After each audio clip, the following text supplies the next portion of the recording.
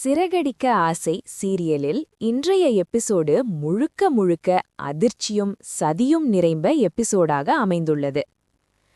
கனவில் அலறி கத்தி எழுந்த மனோஜின் சத்தம் கேட்டு விஜயா அவன் ரூமுக்கு ஓடி வருகிறார்.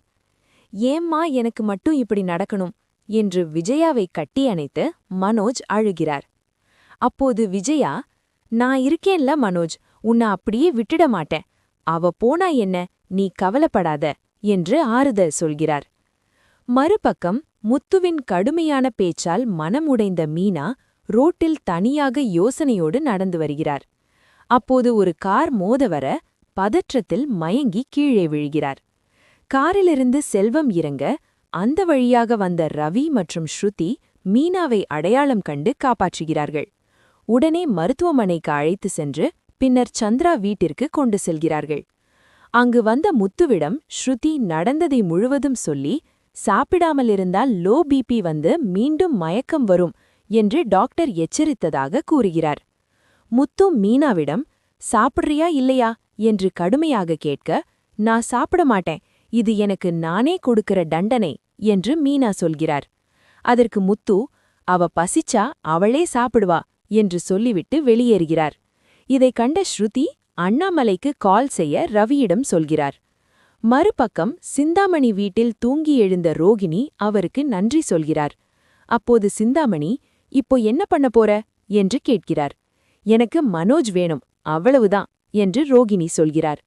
விஜயா சம்மதிக்க மாட்டாரே என்று கேட்டதும், அப்படின்னா மனோஜை பிரிச்சு கூட்டி வந்துடுவேன் என்று அதிர்ச்சி தரும் பதில் கொடுக்கிறார். மேலும் இந்த நிலைமைக்கு மீனாவும் முத்துவும் தான் காரணம், அவங்க அந்த வீட்ல நிம்மதியாயிருக்கக்கூடாது, அவங்களையும் வீட்டை விட்டு துரத்துவேன் என்று சபதம் எடுக்கிறார்.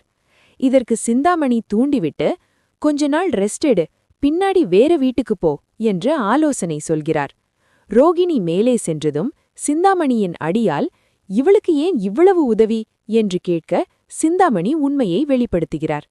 விஜயா வீட்டுக்காகத்தான் இத்தனை நாள் பழகிறேன், பழைய வீடு, மெட்ரோ வருது, எப்படியாச்சும் அந்த வீட்டை பறிக்கணும், இதுக்கு இவள்தான் பகடைகாய் என்று சிரிக்கிறார்.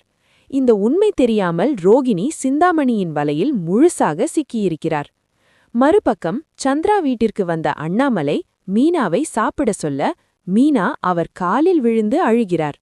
அண்ணாமலை அவரை மன்னித்து, எனக்கு கோபமில்ல, சின்ன வருத்தம்தான் என்று சொல்கிறார். பிறகு முத்துவிடம், மீனாவை சாப்பிடவை என்று சொல்லிவிட்டு செல்கிறார்.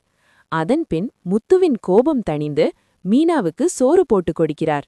இனி ரோகிணியின் ஆட்டம் எவ்வளவு தூரம் போகப் போகிறது? மனோஜ், மீனா, முத்து வாழ்க்கையில் என்ன பெரிய திருப்பம் காத்திருக்கிறது? இதைத்தான் இனி வரும் எபிசோடுகளில் பார்க்கலாம்.